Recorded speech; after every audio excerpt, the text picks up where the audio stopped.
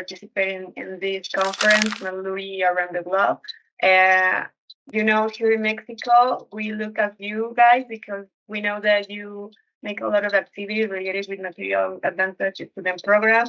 And I'm really happy to be here and participate. And I want to change a little bit about what are you learning in these 2 days related with the materials engineering, related with the awareness, related with heat treatment, because we are working in a field that is really small compared with other sectors. I imagine that it's the same situation in maybe in Suez and other countries and in Mexico. So you don't know so many engineers related with the materials or with the metallurgy field. We are a really small group, but we are a really strong. We have really strong relationship because of that, and we need to be in touch with people from other countries. That's why you are organizing this event. But how can we do it? How can we start connection with people from other countries? And how can we start this networking that it's gonna help us to later find a really good job or maybe have an opportunity to do a master's degree abroad or something like that? Well, today I'm gonna show you some tips that I find helpful to start a really good connection with other parties all over the country. I will start with 4 questions that are really important for you because sometimes we know that we're starting a field, as I was saying, very specific. But do we know ourselves? Do we know how well we or how good we are at some skills?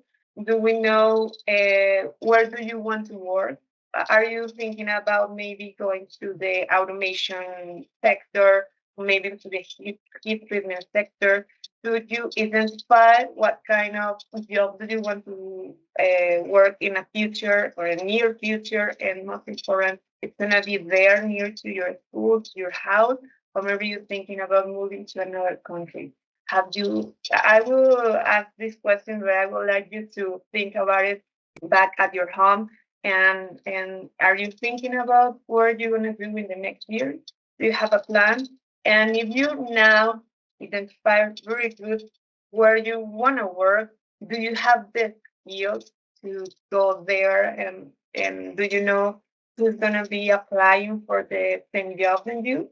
The Because maybe you are thinking, oh, it could be material engineering, why not? But what about if there is someone from a different field, like a sector, or maybe they have a skills, hard skills or soft skills that you're not so good at?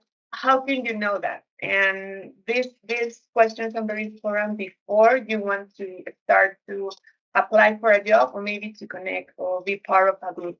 I will recommend you to do a SWOT diagram.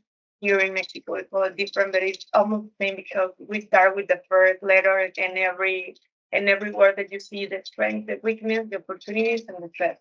Maybe you will see this kind of diagram or this kind of method in the industry when you want to solve a problem, because you need to identify the strengths of the company, the weakness that they possess, the characteristics that they put you in a disadvantage related to competitors, and to the opportunities. You can understand them, how you can turn that weakness in a strength, and also the threat, something that is external to you, and you don't know how to manage it, or maybe you know that it's there and it's gonna change a lot about what you're doing, but you have to take it in account.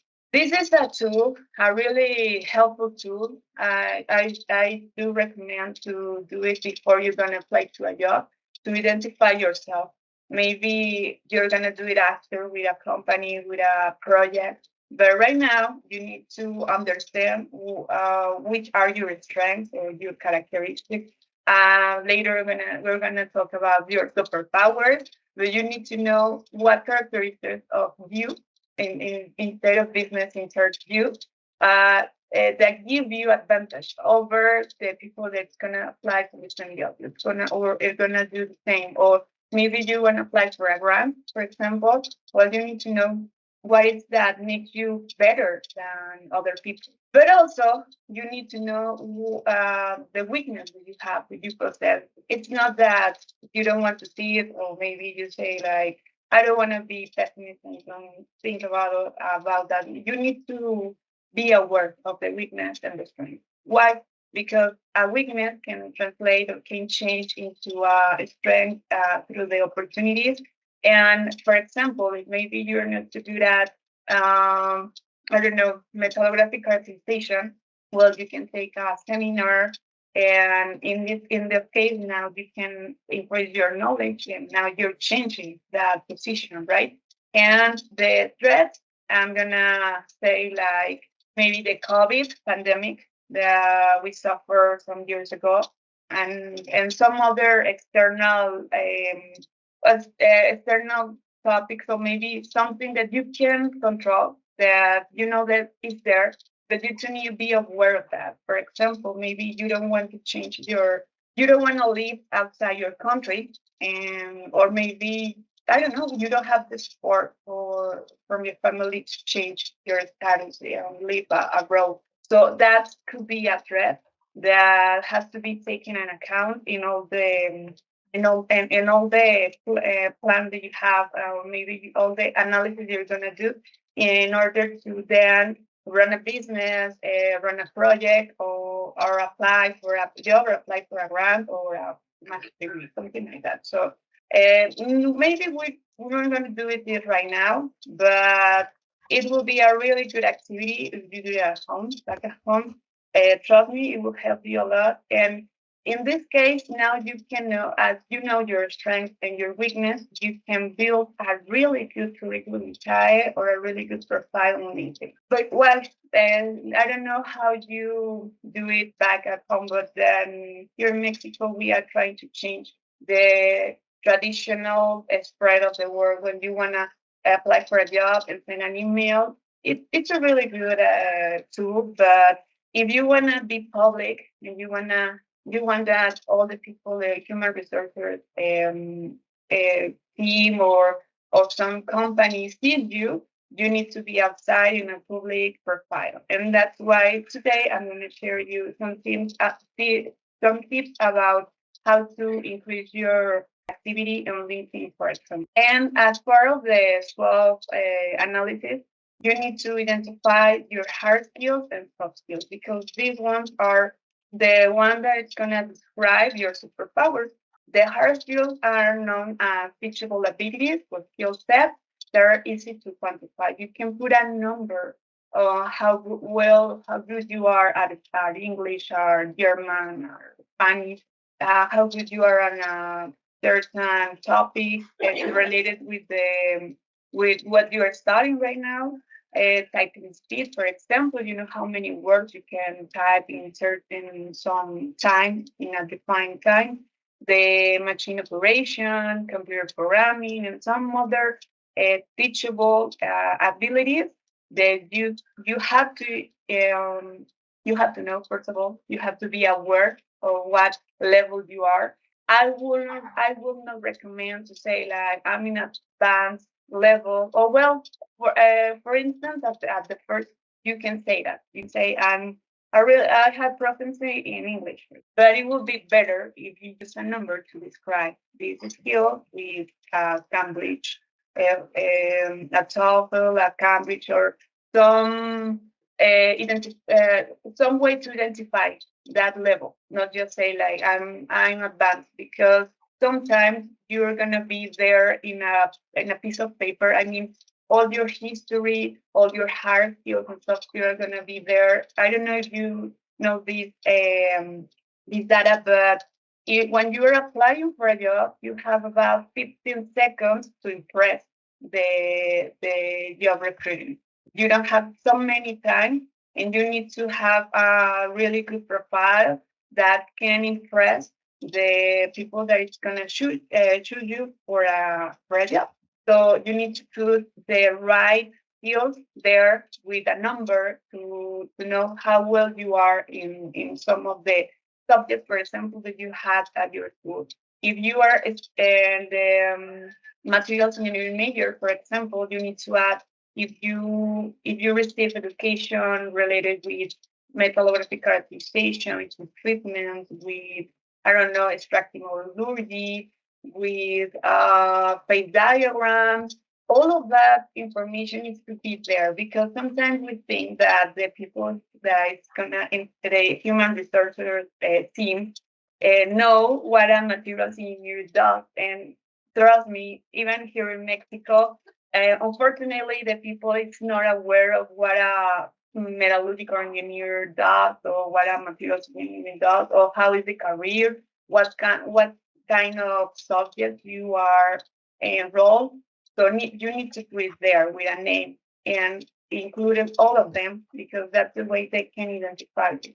And then we pass to from the hard skills to the soft skills. The soft skills are people skills or interpersonal skills. Some students say like, why they call it soft? Why some it's related with hard and well, it's maybe because it's hard work and the other one is not so important. To be honest, both of them are really important right now if you wanna start a really good job because maybe you are really good at English, you're really good at metallurgy, but if you don't have the ability to participate in multidisciplinary teamwork, team, or have the ability to flexibility to change, it depends what kind of people you are treating or something like that. Trust me, it doesn't matter how good you are, you need to complement the soft skills with the hard skills. And these kind of skills are kind of different because you cannot put a number now. It's you can say like I have I don't know 80% of leadership or flexibility, and you can say like a high level of communication. You could, but it's not a it doesn't you can quantify the how good you are at leadership. You need to prove it. That's the important thing here. And actually, you can also start to increase the level. I mean, how can you say or how can you develop the leadership ability? Well, you need to participate in activities that increase it. For example, the material advantage the chapters are a really good activity to increase the communication, the teamwork, and some other soft skills. And now you have to prove it there at the industry, at the company. Yeah, you need to include it in your profile, but after all, even you don't have a number to describe it, you now need to put it in action in combination with the hard skills. So these are just a few examples, but taking into account search about how many or which ones are the soft skills for the next year the companies are looking for. This year a few, but every year they are changing. Some of them are similar, but you need to work on both of them. And as I was saying, if you by now you identify your hard skills, your soft skills, you already do the SWOT method, and now you know your strengths, your opportunities, and if you can identify them, well, maybe you're not putting your weakness on the profile LinkedIn. I will not recommend that. But what about your strength? What about the seminars that you participate or the activities that you organize? Well, all of that has to be there in a LinkedIn profile. First of all, you have to go there. If you already have one, it's good, but we need to have a lot of information there because you can have a curriculum vitae in your home, back home in your computer, but if all that information on LinkedIn is public, uh, I I don't want to sound like outrageous, but for me, if you are in the metallurgical field and you don't have a LinkedIn page or a LinkedIn profile, maybe you're not getting so much attention. You need to be there. Don't feel that you need so much experience or really lifetime a long lifetime to start there or to go there and say, because maybe I'm a student, I'm a, I don't know, sophomore, a junior, I'm in a third year, and you can feel that you don't have that much information to put it there, but you need to at least ask where you are studying, your profile photo, some of the activities that you are carrying on. But it's a really good start because this is the best platform to look for a job. In the last year, it's growing every year. The LinkedIn network. This is known as an integrator of professional networks. Why? Because it's a network inside some other networks or groups that form in the LinkedIn social network. First of all, you're gonna know your colleagues, your friends, the people that is in direct contact with you, your teachers, and then you're gonna connect. You can connect through LinkedIn to your friends, colleagues. That is called second level. I mean, it's maybe someone that you you know, but you don't have contact, and that you can start to your colleagues. And then you can reach out also your friends, colleagues of your friends. I mean, you can go to a third level. If you start with a connection in a network, you can expand it. So this is usually this is called like networking. Yeah, you start with a small group, and then you can go to your friends, colleagues, to your friends. For example, if you are a company, you can know now the people that is selling to you, and then go and go and go and increase your network. And the LinkedIn is really important to tell us who you are, what are you doing, where are the companies that I work that are you working or you want to work, who are the friends that you have in common. And in this case, you can start with information to increase your network. I'm so sorry, but there is a mic that is open. I don't know if you can help me. There you go. Thanks. What LinkedIn is made for? You can do a lot of things with this, the profile, with all the social networks, all the tools that LinkedIn offers you. The first tool that we all use is the management for your professional career. Now you can there use all the information that you have and have a really built profile. And in that case, now that you have there all your professional contacts and all the information, even I know that in the last year you can take, for example, seminars in LinkedIn design for some really important topics. And you can also certify your skills there.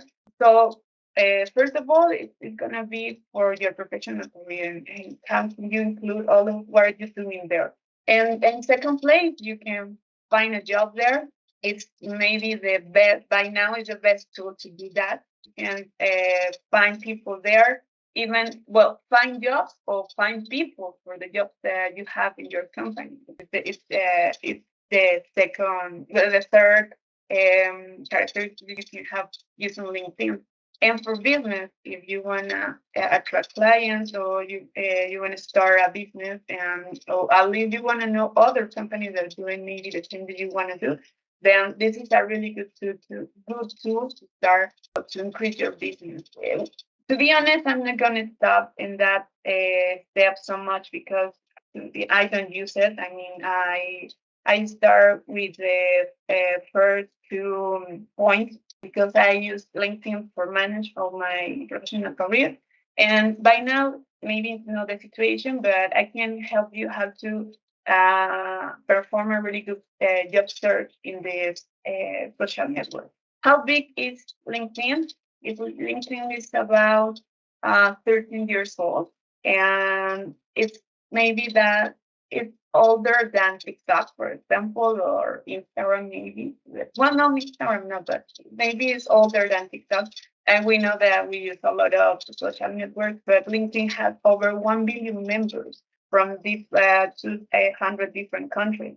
And from this total population of users in LinkedIn, 49 million are users are looking right now for a job. And this is important, but because I was saying this is a really good platform to go public and show you and show you superpowers. And millennials are around the platform. They make up a really good number, more than the half of the LinkedIn users. And we know that maybe in the male and female partition is kind of similar, but the point that I want to show you is that maybe we don't spend that much time on LinkedIn. Actually, average time for the users is around 20 minutes. And I don't know how much you use the network if you access daily. Maybe not, because only 16.2% of the users access on a daily basis. But it's a really, really good tool, and you should go there more if you're not using it. I know that every social network has advantage and disadvantage. Some are really good for the dissemination of your work, or dissemination of platforms that are used for the divulgation of science. But even I know that some people doesn't like so much TikTok, for example, but it's a really good network to reach out a lot of people.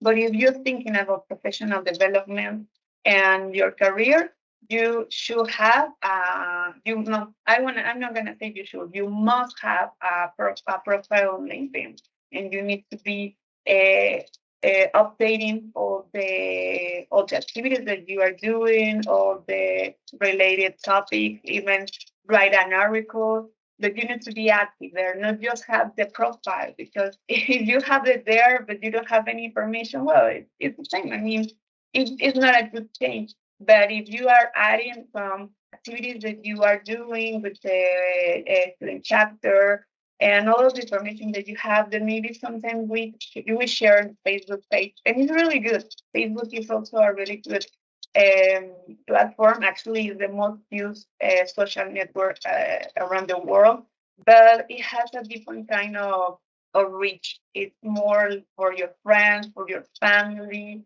I think that LinkedIn is worldwide.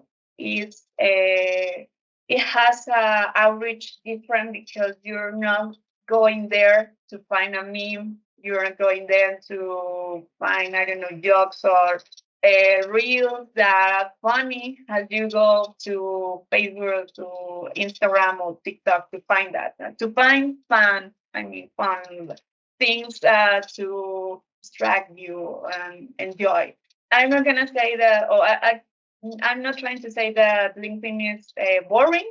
I'm just saying that in the case of a professional development, this is the preferred social network, because now you have there the information, and the not the information about you, but the personal, as we tend to do it in Facebook. Facebook has a really thin line between the personal and the professional. But in LinkedIn, it's professional, and if you go and start the activity and start go public on LinkedIn, please don't share memes. Don't share maybe, I don't know, job jokes related with your career. It could be, but don't use it as a personal profile. Use it to show what you do, what you're good at, and what you can do in the future in if they hire you, and what company do you want to work, all the activities related with your career. That those are the ones that it goes to LinkedIn. I don't know if you notice that around 6 to 8 people every minute are hired on LinkedIn. That's what this is really important to participate. And the people from human resources, they're saying that it's the recruiters, they're saying that it's a really good tool, because they can find here really good talent, and they can know what kind of activity they are relaying. I mean, for example, maybe someone is searching and is looking at your profile, and you don't even know, and they are comparing you with some other colleagues from, I don't know, the same university. And if you have their information, it doesn't matter if it's 10 p.m. or it's in the middle of the night, and some recruiter looking for people. If the information is there, it's really good because now you don't have to send an email. They're gonna reach out to you, and that's why it's so important to go public because it's a tool that even you can use it in a cell phone, and the information all the time is there. Some people say that it's a disadvantage that you go so public. They use that someone that you may know can be aware of what university you are and what kind of education or activities or where do you work and what's your name. So all the maybe they tend to say that go so public, it's a really bad situation in case that you don't want some information to be there. But it's not that you are sharing your birth date and your credit card number or something like that. You are sharing your professional facts, and that's what's important is included here in your profile. I was saying, unfortunately, not so many people use this network in a daily basis, and it's really important to start to do it. So, presently, you're gonna describe yourself. You're gonna be a hero in your history. Here in Latin America, especially in Mexico, I run a seminar that is a Google initiative that is called Unremarkable, and it's a workshop where you learn how to identify all your strengths, as I was saying at the beginning of the talk, all your strengths, and you focus on them. Maybe you're aware of the weakness, but you are concentrate on the strength, and then you have to write them in a piece of paper, and you have them to read it in front of someone else. It could be your family, it could be a stranger, but you need to say, you know what? My name is Monserrat López, and I'm good. I feel remarkable because I reached out this goal, or because I'm really good at this feature. And then they ask you, how do you feel? How do you feel once that you share with someone your superpower? So what makes you really good? And it's a mixed sensation because some people say like, oh, it's so really good. I never put in word, how good am I? I don't know. Hit with me person. Yeah, but it doesn't have to be hard skill. It could be soft skill. And some other people feel kind of different. They feel like, you know what? I'm bragging. I am. I'm saying that I'm really good at leadership, but it sounds like cocky. Like it sounds like I don't know. Like I'm saying like I'm better than you. Like bragging. I don't know if you're if you can identify it, but it's like when you're trying to say that you're better than someone else. And it's not like that. And saying that you have superpowers and you have the ability to manage teams, to work in multidisciplinary environments, to time management, for example, it's just put a name on the things that you're good at. And that's really important because you need to be aware of that and you need to tell it. It's like once that you are there and you're gonna put yourself in a public and you're gonna go and find a job, you need to be really confident about what makes you good. And if you don't even, first of all, if you don't know that, it's really bad because once you get an interview, they're gonna. It maybe the first question that they ask you: what are your abilities? What are your strengths? And they will also ask you about your weakness. So both of them need to be really good identified. But don't feel bad if you say that you're really good at something. Don't feel bad and use it to put it in a profile. Use it to get to know by people. You're the hero. You are the principal, the main character in your story. So if you start with your profile on LinkedIn, you need to put a face on it and you use a really good photo because members with photo receive 21 times more views than those that have no photo at all. Maybe it sounds outrageous where you say like, doesn't have a photo on LinkedIn, but they are a profile that doesn't have a photo. or maybe doesn't have a really good photo. And this is love at the first sight. I mean, in a curriculum vitae, in a profile, the photo is really important because it catches the attention. What kind of photos I would not recommend? For example, one of you with your family, and if you are in this case with your child, with your father, with your mother, okay, maybe this kind of photo will go to a Facebook page or an Instagram maybe. And don't use a photo when they can see your face, your clear face, or a photo from a place that you visited, a place, some photo that doesn't describe what you do and what you are. It has to be related with your professional career. And maybe if you like a lot, you can include something related with. But if we can see you, if you are this small and the picture is like this, well, it's not so good at this time. And of course, you have to have a photo. I mean, I know that it sounds obvious, but there are some profiles that doesn't have it. But we can know you if you don't have a photo there. So include a photo. This is a really good friend of mine, Christian, has a photo that expresses, you know what, this is Christian, and maybe you can use a T-shirt or a T-shirt with a symbol related with the company that you are related with the school, maybe some school T-shirt that if they can identify where you are studying and they can know you better.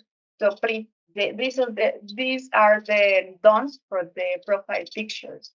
And I was saying about the strengths of the weakness. Well, here in the LinkedIn profile, we're not going to use the weakness. We are going to use all the superpowers, so we all strengths that you have. So add all the skills that you possess, at least 5 relevant skills. But to be honest, 5 is really small. Add more as long as you get those skills added, and you have to include both hard and soft skills. Why? Because now that you have the skills, you want to find that someone from your school, a colleague, a teacher, uh, has the feature can endorse your ability or your skill. And now it's not you saying that you're good at skills. It's someone else saying, "Oh yeah, she's good at." So you can have the endorsement there, and it's a kind of recommendation. They don't. What kind of abilities or skills I will not view in the LinkedIn profile? Those that you see here in the slide, because these ones are really general. They don't truly say something. I mean, everyone can be passionate about something, and to say expert, maybe if you have a number to put that expert level on the skill that you want to show. But these kind of characteristics are very general, so I want to recommend that. You can use it, and then you can put in LinkedIn, you can add the certification. So maybe you there add the diploma that certifies the ability, the skill that you are describing. Well, that could be a really good option. But I do not recommend this kind of. And you need to add a brief introduction about yourself. Why the reader should continue reading about you. You can include here your superpower, if you are specialized in some field, if you are part of a material advantage student program, if you want to run and a diploma, a contest, everything that you perform, but you think that is something that can identify you as a really good feature, as a power, as a strength to be there. It could start with some description like I'm a senior material engineering student at the Swiss University, for example. But if you're part of the student chapter, you need to put it there. I'm the president of the material advantage, the chapter from the Swiss University. For example, I add everything that makes me feel really good about myself. I feel that those are my superpowers. I'm part of the IST Foundation, the ASM Mexico chapter, I am professor at the Instituto Tecnológico de Morelia. I am young professional for AIST chapter Mexico.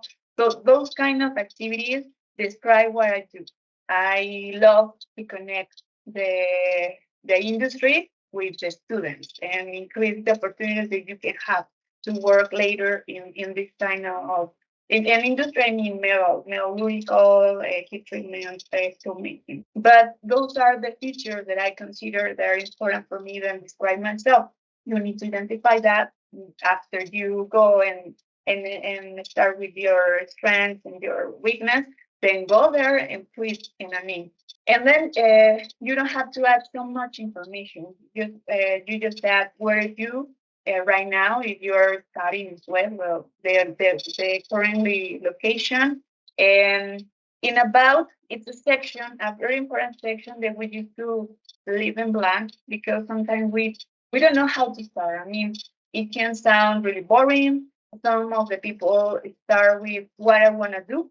And it's when you are looking for a job, when I know that when you are a student, you're not so sure what you should add there because you're gonna start and you don't feel that you don't have that many information in those spaces. But trust me, you need to add something. Add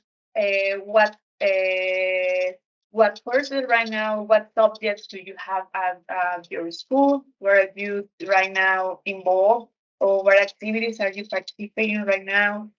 Even if you are part, maybe you are not the part of the board of directors of the student chapter, but you participate with them. You're part of the staff of this conference, or you are doing something at the school. You should add that information here because this is the introduction. This is I'm here and I can be interesting. So add information that you feel that can increase the interest for the recruiters here. And once that you have, don't worry. Every year, every month, you can add something else, and it's gonna change all the time. I mean, you start with something, and then you have another activity, and you can put it there. So don't feel bad if you maybe at the beginning you have 1, 2, or 3 activities. Trust me, every year you're gonna add more and more experience to this.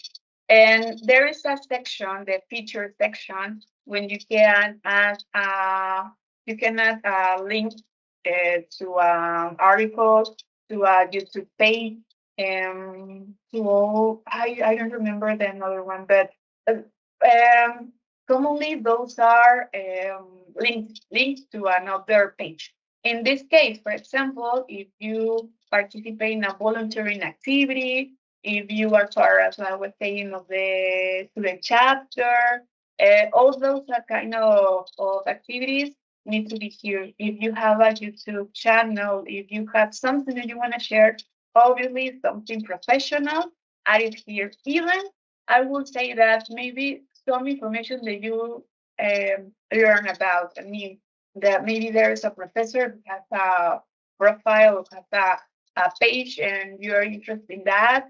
Why not? I mean, this is a section when you can add some of the I don't know how to say it. It's like no, it doesn't have to be something that describes you, but can be related with what are you doing, something like that.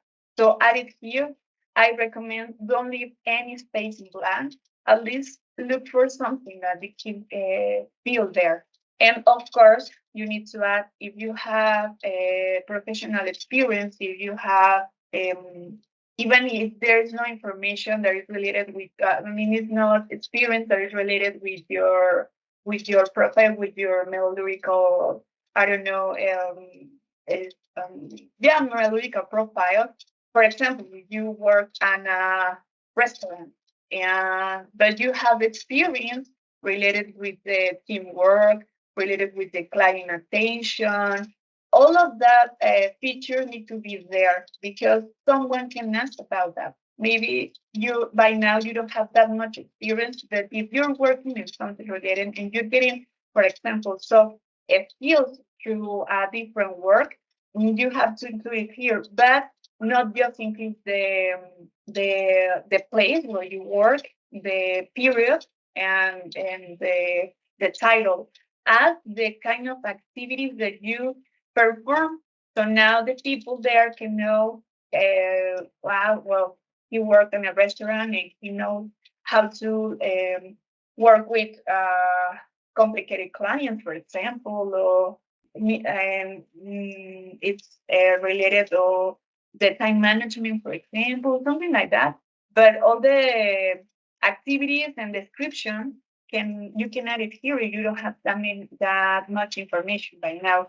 And as of course, where are you starting right now? Where do you get your degree?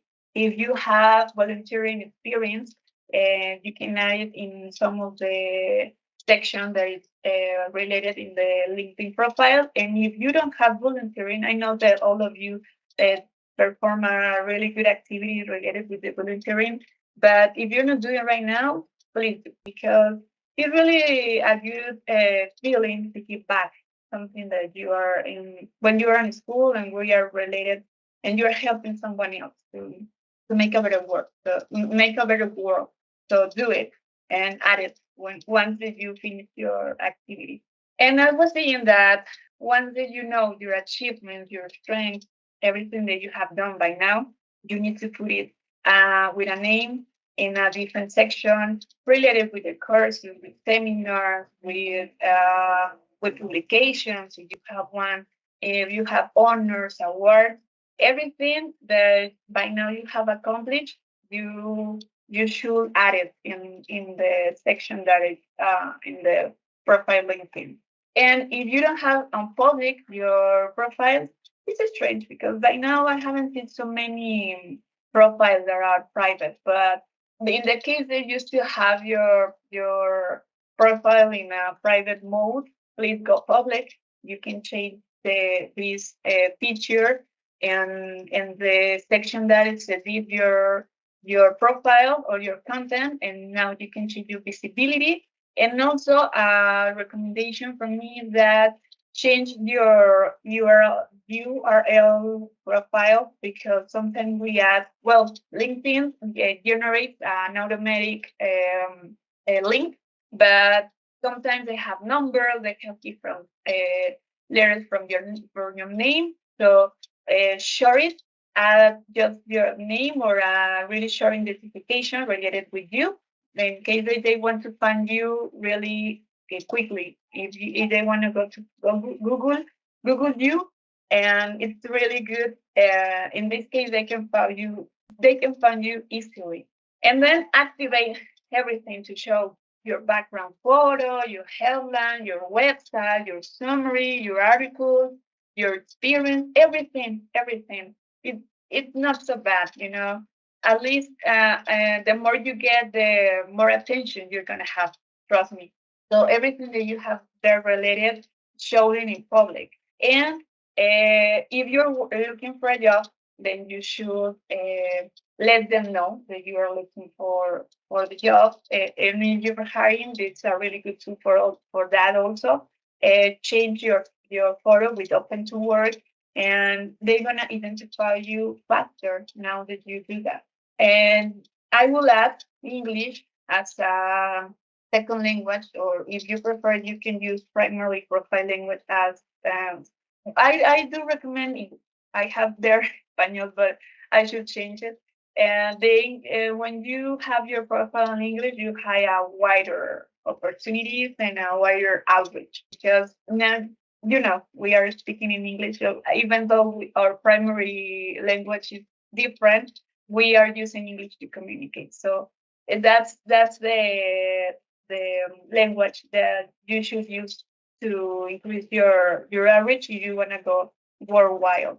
And how can you be identified, or how can people find you easily, or relate you with something? Well, If you have a company, add a background photo related with that. If you by now you are a student and you don't have a company, well, add something related with your career, with your chapter, and with the field that you want to work later, and add it in the background. I do recommend use a background photo to increase the outreach.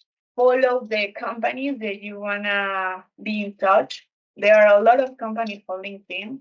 So if you follow them, you can be in contact and you can know all the activities that they are doing. You can know about the recruitment career fair, something like that, and you are in touch. And use the recommendation to also show you to the work. If you have a colleague, a former employer, um, people that is related with you, recommend them. Ask for a recommendation or other recommendation, and now you can start with these interactions. Join to groups. Um, every time that you see publication from someone that is related with your field, not just like comment. We just learned like a few weeks ago that it's better to comment on the publication that just react, and you have to answer really quickly, but the comments are really powerful. So every time that you see something related with your career or someone that is um, I say like a network connector, I mean someone that is really good at LinkedIn, for example, comment and say like, oh, really good, or something like congratulations. So every when someone shares news about a new job, for example, always comment, say like, well done, best wishes, something like that. It doesn't have to be a really long comment, just add something. But trust me, this is gonna increase also the all the networking there. And share information related with your career. Create content, not just reshare, because we tend to do that. But also, if you want to share something about, I don't know, extractive metallurgy, or you find a really good article, add it there and start a conversation. Ask someone, what do you think about this article?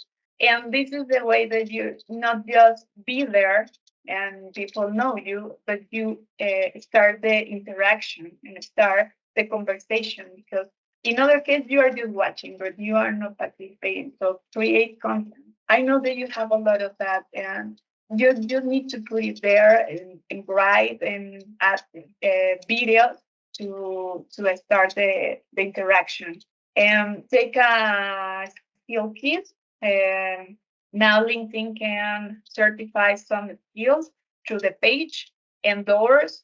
Don't forget it. Even you can go to another page from a colleague, from a teacher, from someone that you want to work on with to want someone you want to work with, and you can endorse some skills, and then you are there. You are participating. Join to groups. There are a lot of groups that are really helpful to be in contact with people that are in the same.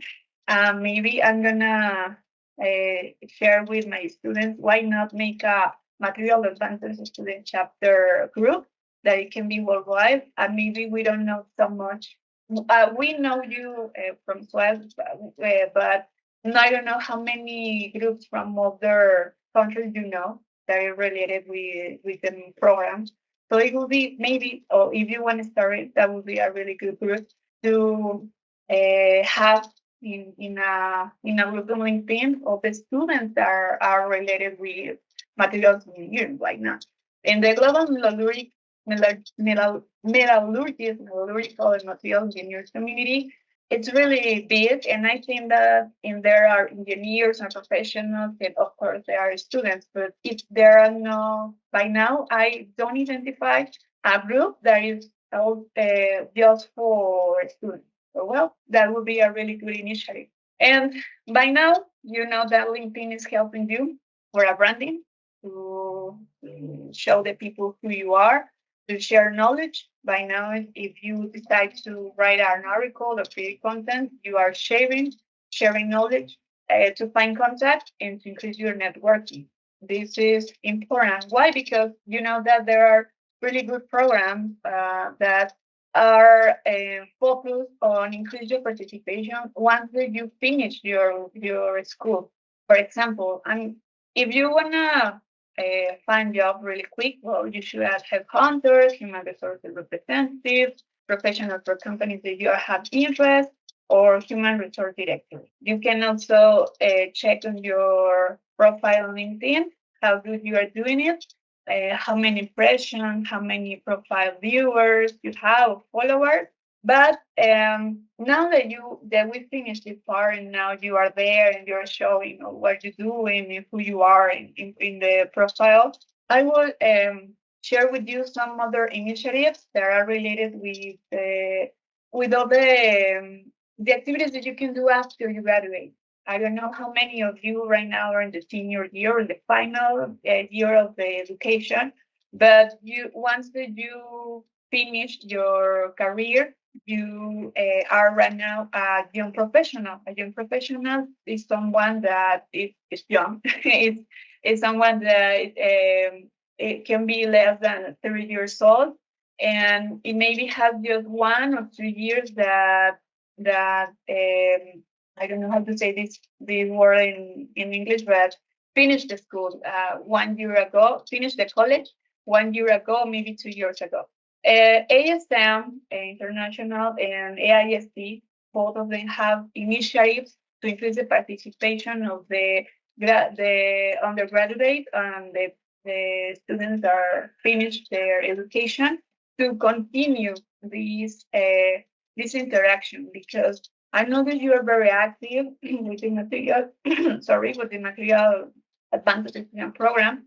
But what happens once you finish? How good is that interaction now that you're working in a company? Is that are you so active as you used to do when you're a student? And I get it, because now you are working, you don't have that much time to be involved in all the activities. But you can do it in a different role. Now that you are a professional, you can be part of a chapter, you can be part of a technical committee, you can participate also in different conference and continue with that involvement that you used to have when you were on the college. For example, AIST has 11 different technical committees that are related with technological divisions. And ASM has societies. If you have interest on the heat treatment, for example, the failure analysis, they have different societies where you can be part, and you can there have a really good connection and networking. So the technological training is related with the seminars that you can involve. Once you get your degree, you feel like, well, I know I can forget about the books because I already know everything about material engineering, and that's not true. Once you finish your career, your bachelor degree, you just start to learn more and more. You need to continue with the training, continue with all the books, and you need to now use all the information that you have. And why not taking a seminar? If you sign for a technological training with any of the association related with the material advantage program, now there you can find some other professionals from different countries for different companies, and this is a really good way to networking also. Attend the conference, attend ISTEC or attend MSNT, attend the ASM events, for example, He treat every 2 years we have it here in Mexico, but in Detroit they have it there also. They have IMAT, they have a lot of conference that can increase that networking, to increase the connections that you need in order that you want to grow in the professional field, but also find really good opportunities. And the mentoring program, I know that both ASM and AIST has this program, are really good because now you can start the conversation when someone that is right now in the industry, maybe you're a student or you're about to finish your school, but you're not so sure how can you be good at some industry, or maybe you want some tips. It's like I feel it like a pushing. I mean, like it's the mentoring programs are really important because they give you the start pick. I mean, they are like, you can do it. If you know someone that has a similar past or was in the same position as you, and they show you that you can start a career. Maybe you're gonna start with little by little, but you can do it also. They give you experiences. They provide you resources. They answer your questions. They give you guidance. Guidance. That's the best word to describe it. They give you guidance from someone that was in your position not so long ago, and now you can feel confident to start. So if you identify or you are aware of a mentoring program that even it can be with acers, it could be with EMS. I'm not sure if they have the program, but acer, I'm sure that acers, AISP, and ASM have mentoring programs, and they are very useful if you wanna start with a guidance or with something that can help you to increase that feeling that you can do it. So involve, if you know about one of these programs, do it and participate. And also, I know that you also participate in a lot of student activities, but be continue doing that. That's the best way to increase the networking. At the that ASM and AIST offers a wide range of activities for the students, the real estate video contest, the real contest, the I chapter officer workshops. I don't know if you have attended one, but they are really good because now you can know all the officers from all over the world, and there are a lot of contests, a lot of conference, and I do recommend to participate in that. That's the best way to increase. As I was saying at the beginning of the talk, we are not so many.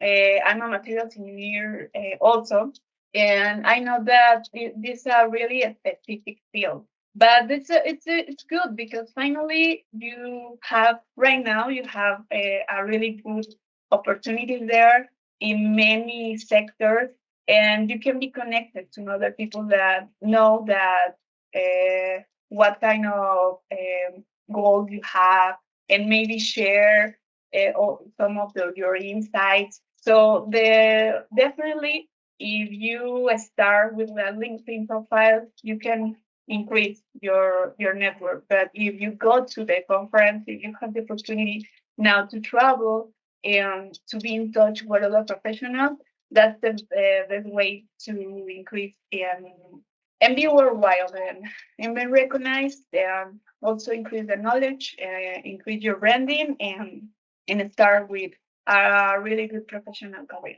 So these are my contacts. You can find me on LinkedIn, or you can write me an email if you have a question about what today we review. And I hope that this will be helpful for you. I want to thank again to the Material Advantage the chapter. It's really good to participate in an event with you. And thank you for the invitation. Thank you, Monserrat, for the session. Thanks for the collaboration. Thanks for the speakers who accepted our invitation to talk. I think now we have reached the end of our conference. So we hope you enjoyed and benefit from all sessions. All sessions have been recorded and will be uploaded to YouTube channel. So we will inform you when it's uploaded on the WhatsApp group. Thank you for attending, and wait for the upcoming events. Thank you. Can you now. Thank you. Have a nice day. Thanks. Bye bye. Thank you.